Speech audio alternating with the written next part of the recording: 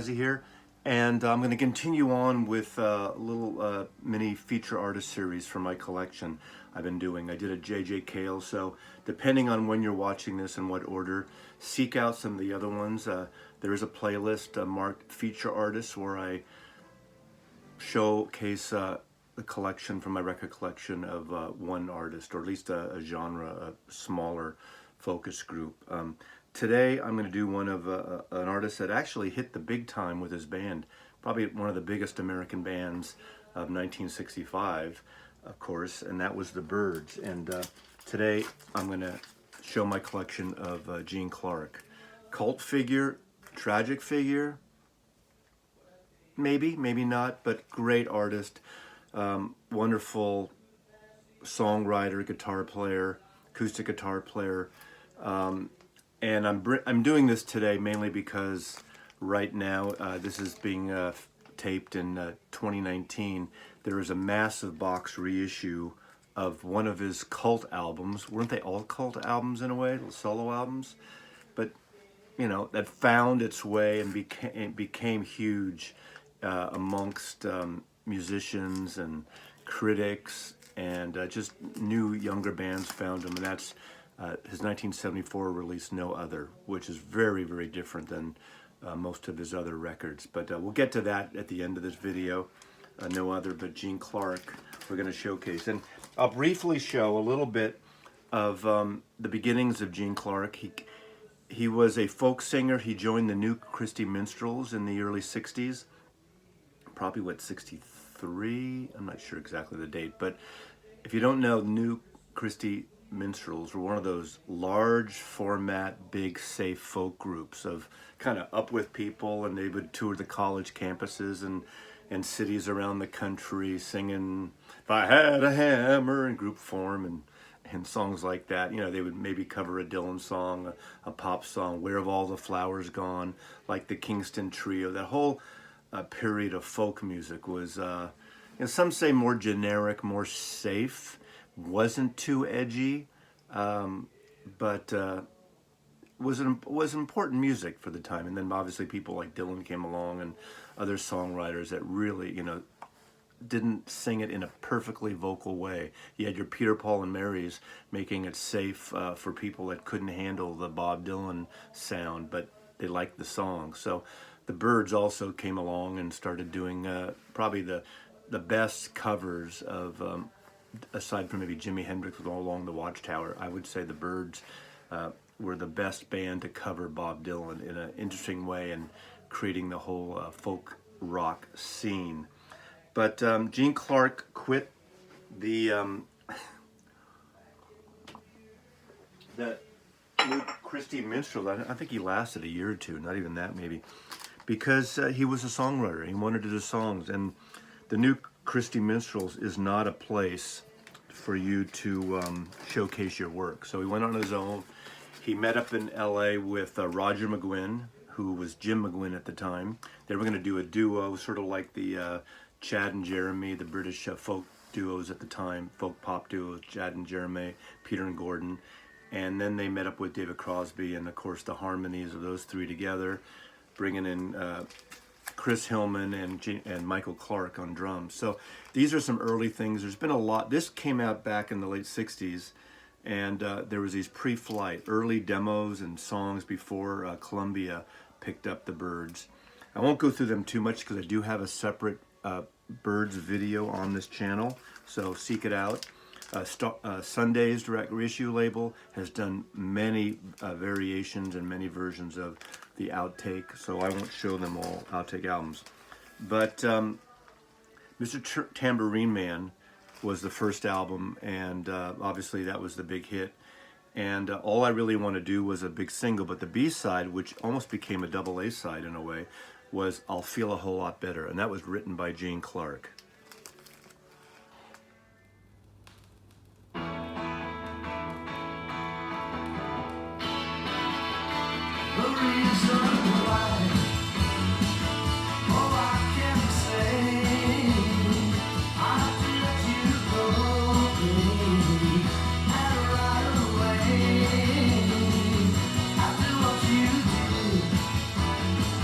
I can't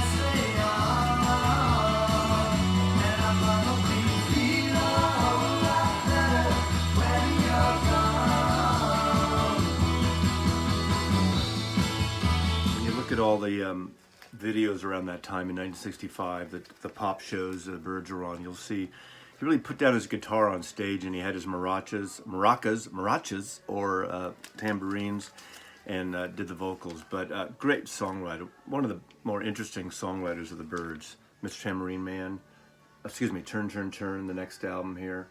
And he was a songwriter, but of course, like any band to this day, like the Beatles, you know, you get pushed out when there's so many great songwriters in the band, so you get down to less and less songs as the albums go along. And then he quits the band in 1966. During this album, in fact, he's not even on the cover of this album, unfortunately, even though he co-wrote and actually started, he was the initial writer of 8 Miles High.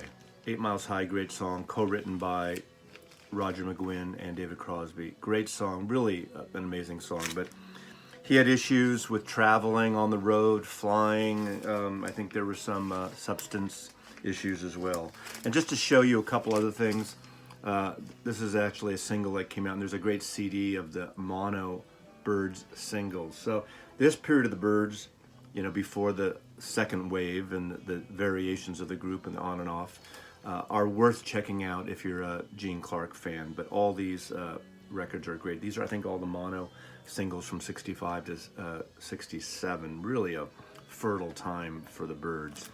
And then he actually came back for like 2 weeks in 67. Once the Byrds pushed out David Crosby, they brought Gene Clark came in, but then he couldn't handle the pressures of touring and rock and roll stardom and that whole thing again. I'm not going to get into personal lives of these people, but it relates to the music occasionally, the in and outs, the seesaw, back and forth, pendulum thing.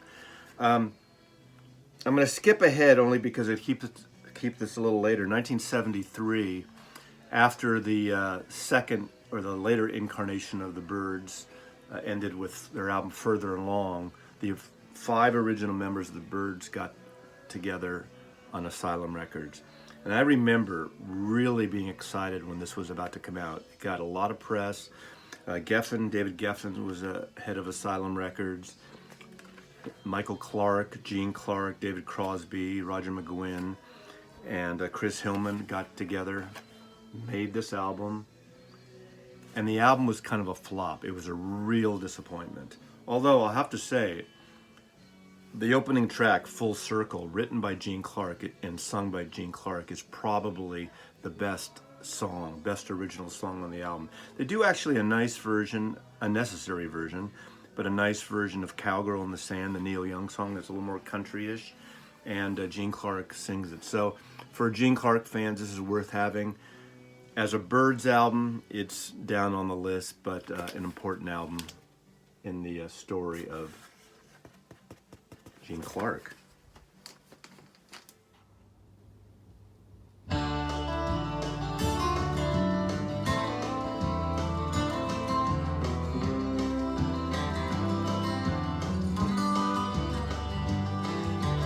Funny how the circle turns around. First you're up, and then you're down again. Though the circle takes what it may give, each time around, it makes it live again. Funny how the circle is a wheel, and you can steal someone who is a friend. Funny how the circle takes you flying, and if it's right, it brings it back again. So Gene Clark then leaves the Byrds again for the final time. Well, he gets signed by Columbia, takes him on as a solo artist, and he does this album with the Gosden Brothers. More folky, country flavors.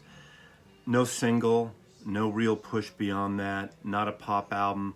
Now, looking back on it, you can see why it wasn't a big seller. It wasn't what people are into. They want sort of they wanted rock and roll, they wanted folk rock, they wanted, this is, what was this, 1960, 68, I believe, or so.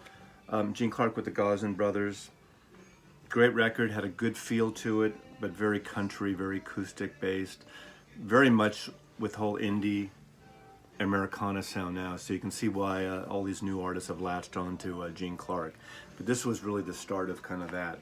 And over the years, with amongst his albums, there's been so many comps and outtakes and demo things released, and it gets a little confusing. So I'm just going to showcase the ones I have, a couple of CDs, just to kind of give you a taste of that. So you could go crazy. I mean, we go crazy collecting this stuff, right? If you want to be a completist. He signs then to A&M Records and does a Gene Clark record. Again, this is a really great record, but it didn't do anything.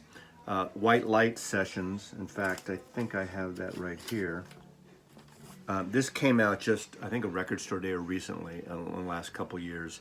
And this is the White Light Sessions. So basically, there's a lot of demos and things from here that were recorded for this album. Not everything matches up, but again, these are good companions to kind of get the feel. This is, again, a later release from 2013, so 5 years ago. This is the original. And one of my favorite songs on this is Spanish Guitar. And that'll lead me to, when I get to the end here, about why 4AD, the record label, the really kind of cool British label, reissued No Other. But on this record, Jesse Davis produces, Ben Sidran, who co-wrote, was it Living in the USA with Steve Miller Band, Chris Etheridge on bass, some great bottleneck guitar. Good album. I would suggest this has been reissued. At least the good thing is all of Gene Clark's albums have been reissued. These are my original copies for the most part of all these. I'll tell you if it's a reissue otherwise. But Gene Clark on A&M Records. And again, I love that song, Spanish Guitar.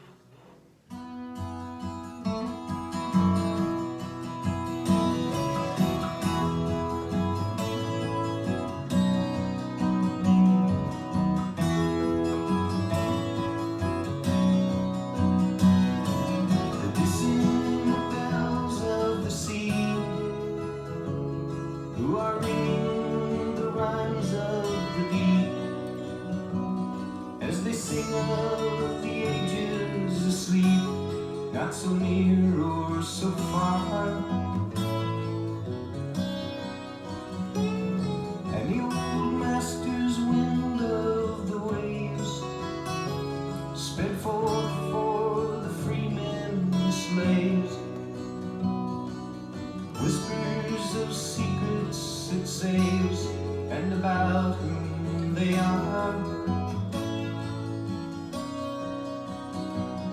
And the workings of sunshine and rain, and the visions they paint that remain, pulsate from my soul through my brain, and a Spanish guitar.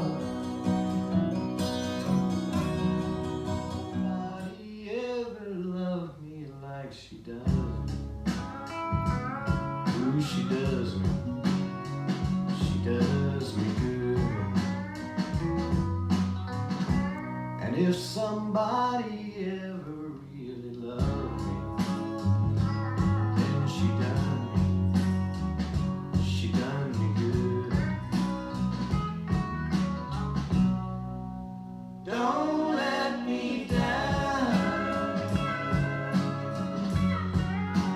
Don't let me down. Don't let me down. Don't let me down. Well, A&M doesn't dump him, it keeps him, but he teams up with Doug Dillard, great banjo player, more of a country flavor, bluegrassy flavor, but mixes it together, sort of a country blues, bluegrassy, folky pop record. Not so much pop, but the fantastic expedition of Dillard and Clark. And this is a great record. On here, there's a, well, let's see who else. Gene Clark, Doug Dillard, Bernie Ledden, who later would be in the Eagles, Chris Hillman, plays mandolin on here, but really a good record for Gene Clark fans. Good, important record too. Again, not a success, important record. And the follow-up, Dillard and Clark, Through Morning, Through the Night. This was less successful, if you can even get less successful, but it's still a wonderful record. And what's the cover? There's a great cover song on one of these.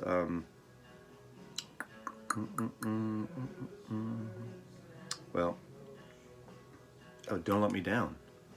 Beatle Connection. Don't Let Me Down. They do a great cover. This ends with a great kind of country-ish folk cover of the Beatles' Don't Let Me Down from the Let It Be album. But Dillard and Clark, great companion records, and if you're into the folky, countryer side of Gene Clark, these are really great to get. Now, he was recording still with A&M, but A&M finally kind of dumped or wouldn't release records. And I did get this record at the time. It only came out in Europe. And this is a German copy. I think it only came out in Germany originally, Roadmaster. It's been reissued here since. This is my original copy from the 70s. Roadmaster was tracks recorded during the A&M years, and A&M would not release them in America. And this is a fine album. You know, again, every song except 2, I believe, he wrote. So, prolific songwriter. Roadmaster, Gene Clark.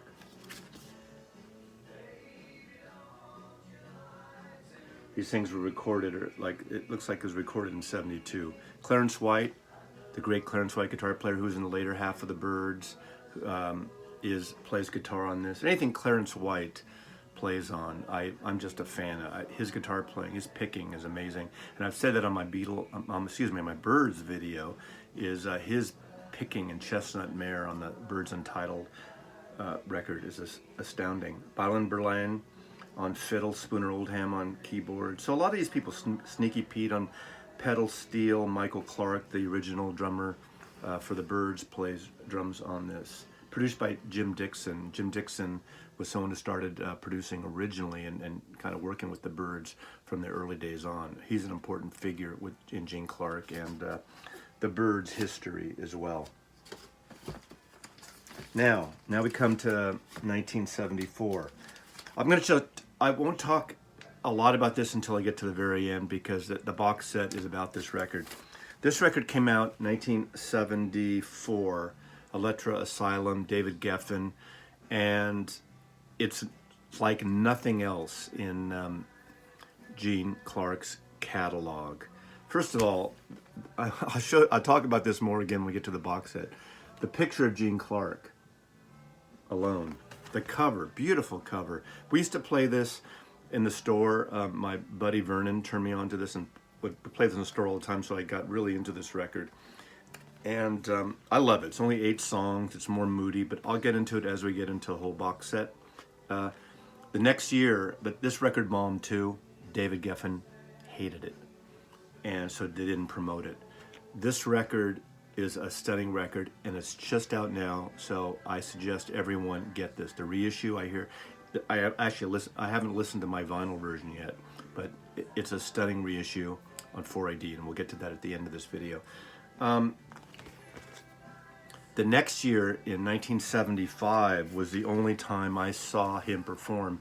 I went with my buddy Vernon again. I went to the Keystone Berkeley on University Avenue, very close to UC Berkeley's campus, and the place was about half full. It's one of those standing only clubs, not a huge club on University up by the campus, and he was great, little inebriated. I loved seeing him in the band. I saw him twice. I saw him in Cantati near Santa Rosa, smaller club, around that same time. I think we actually drove up. It's probably the same tour. It might have been even like a night or two before or after. So I did see him twice at the same time. And Cantati, the place was full. Not a big club, but unfortunately he wasn't, didn't sell out. People weren't seeing him. People didn't care about Gene Clark. It's too bad when the people really kind of find these people. And I think Town Van Zandt was a little like that. I know everyone's on the Town Van Zandt bandwagon now, which is great. But his records weren't big sellers. He was a cult figure. Guy Clark as well.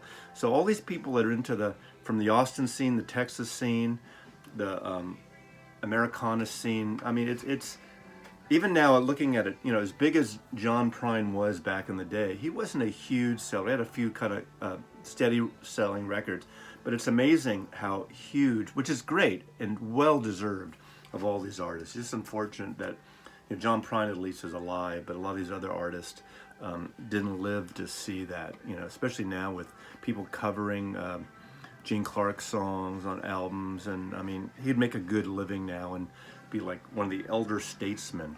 A&M Records came out also with Gene Clark, Two Sides of Every Story. Again, more of a country album.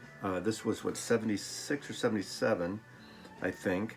Produced by Thomas Jefferson Kay. This is a reissue. I used to have this original and I dumped it. But the reissue, which came out several years ago, is really wonderful because it has a really great book on Gene Clark and the making of this album.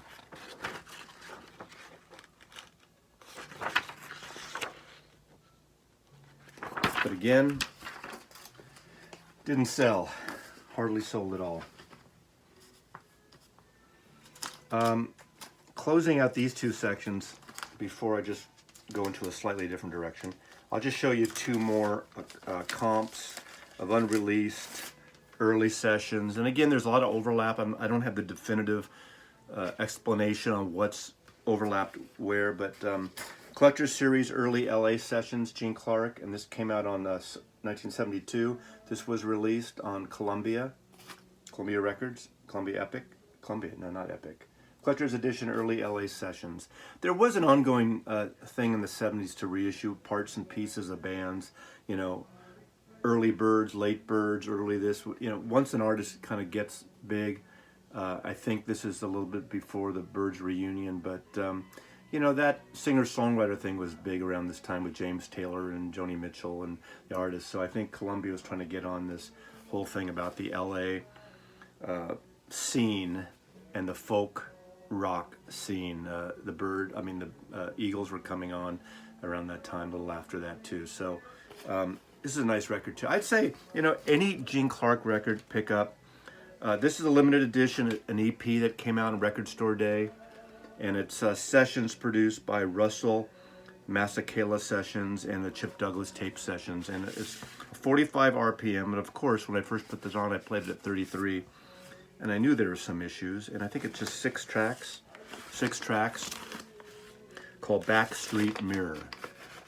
So again, it's a completist. I have to have. It's a nice record. And it's kind of demo. You hear him like talking during the session a little bit of certain cuts. So it's a work in progress type of thing. Probably more for the completist. And it came with, in fact, I need to get this Lost Studio Sessions. I have the CD, but I'll show you that now because I'm going to show you a couple of CDs.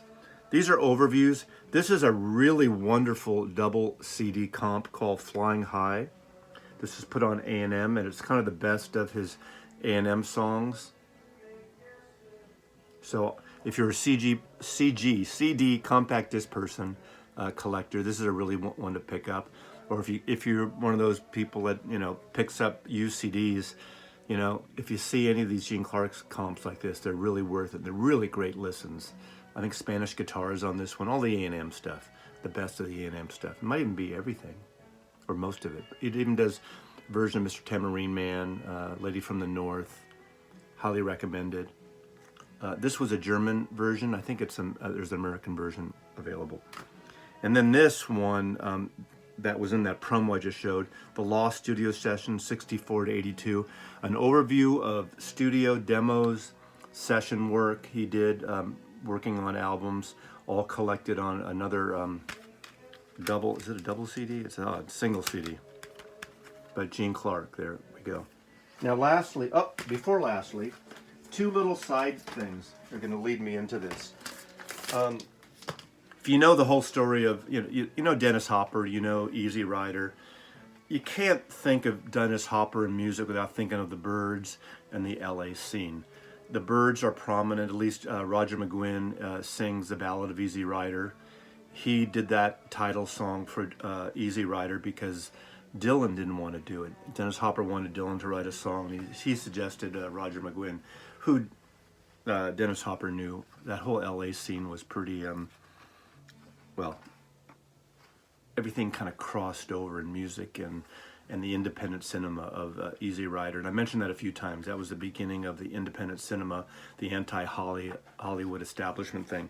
But Dennis Hopper, after Easy Rider, directed, I think it was in 71, directed American Dreamer. And this is a little overview with cinema, although I'm not going to get into the movie itself. Bizarre film, egotistical, tour de force, high on drugs, whatever you want to say about it. This is a reissue of the soundtrack that came out. I don't even know if it ever came out originally. But what's great about it is, for the movie, Dennis Hopper chose some Gene Clark songs. American Dreamer, he wrote, I believe, for the film. And is that the only one? Let's see. Gene Clark. No, there's Outlaw Song. So there's two Gene Clark songs. Again, this is kind of a cool collection.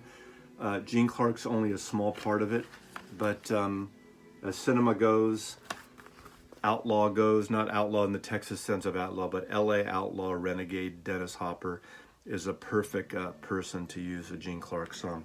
Now, as we get into the big box set that just came out, it's out now, and I recommend, if you can find it, it's almost overkill what they did for one cult record, but I applaud them because it is an important record. But 4AD, if you know 4AD, the designer Von Oliver did all the cover things, but one of the artists, or actually it was a collective, not a real band, sort of a fictitious band, a collective of, I forgot the guy's name, I should have researched this, sorry Mazzy, This Mortal Coil. The records were just reissued individually. I think there were 3 or 4 records under the moniker of This Mortal Coil. This is a CD box set that came out in 1983. And what's amazing about this Mortal Coil was a 4AD, the English label 4AD, moving band that would do cover songs. And their sound is very dirgy, very moody, very ethereal. And what's great about this brings all 3 records together, plus it has a last CD of the original versions. And the original versions are, let me tell you what this is. They're Gene Clark, his song With Tomorrow is covered. So the original versions has the original versions, which makes sense because that's what it says, Mazzy. Big Star, Rain Parade, Gary Ogan, Roy Harper, The Apartments, Talking Heads, Tim Buckley, 3 Tim Buckley songs, Pearls Before Swine, The Byrds, Chris Bell, Emmylou Harris, Spirit, another Gene Clark song, Strength of Scenes, Strength of Strings. That's a tongue twister. So there's the cover versions and the original versions, and all these songs, like some of Gene Clark's music is a little slow and dirgy, like Pearls Before Swine, and I did a feature on them earlier as well. And the Talking Heads, Drugs, that's the song they did, Drugs. So this was sort of their connection, 4AD, the English label's connection to Gene Clark. And now, if I can get this together, this is the box set of No Other. And when I saw this, I had to pre-order it because I am a fan of Gene Clark. I'm a big fan of this record. I knew it wouldn't last. I don't know if it's quite sold out yet, but it might be. But it's one of these things that you can start thinking any major label would not do a huge box set on one record and make it make sense. First of all, the design is stunning. I say stunning a lot with these videos, but this is. It's really an archival set.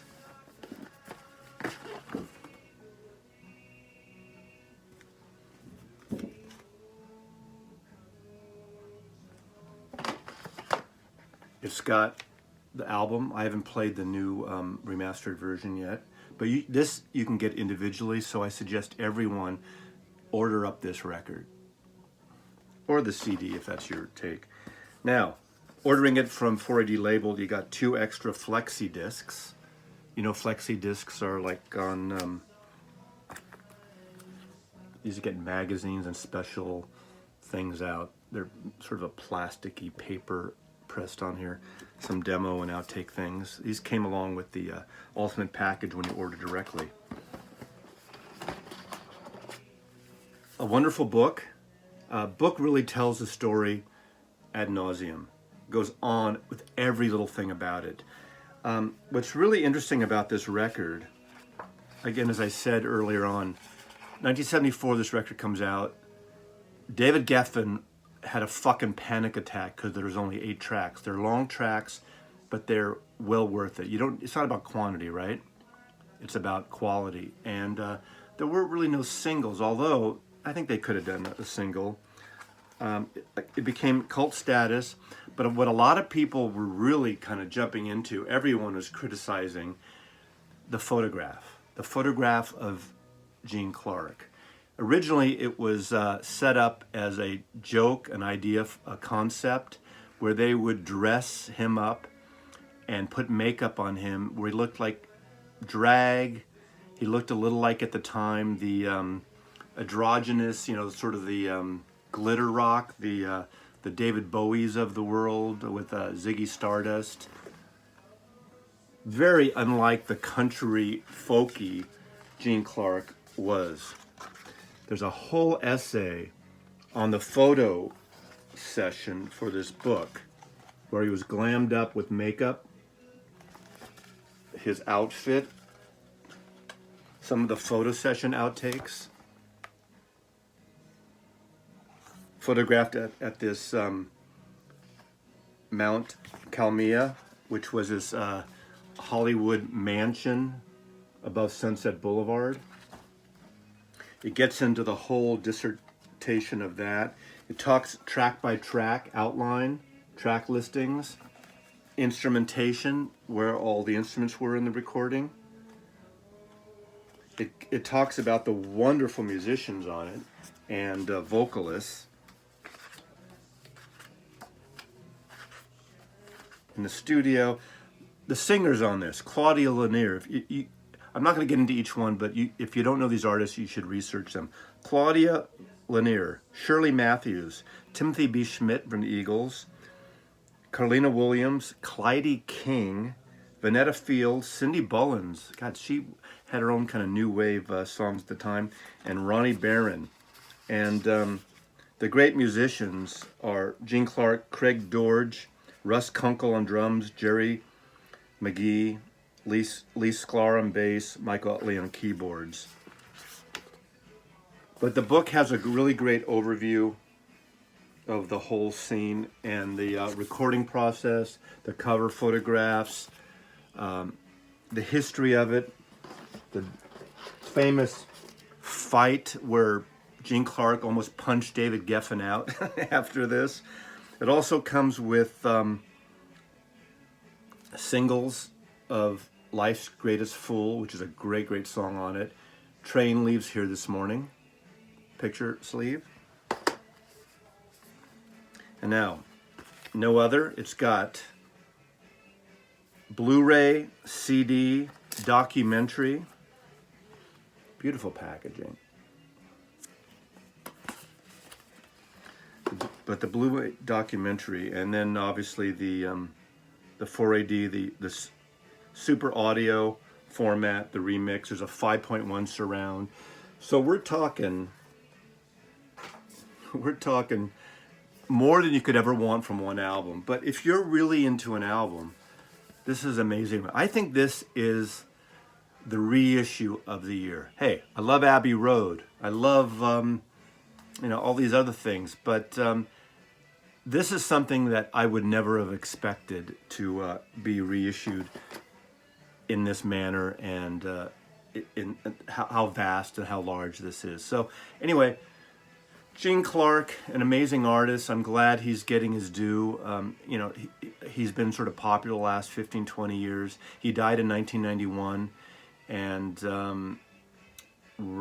several months after the Byrds got inducted into the Rock and Roll Hall of Fame, which means maybe he would have got another second wind of chance to record and to release some new music. But we have so much music from him. He's a great artist, great singer-songwriter, and a lot of people have been covering his music over the last, you know, decade or two. So this is my hats off to Gene Clark. Mazzy loves you, and thanks for watching, everybody, and we'll see you next time.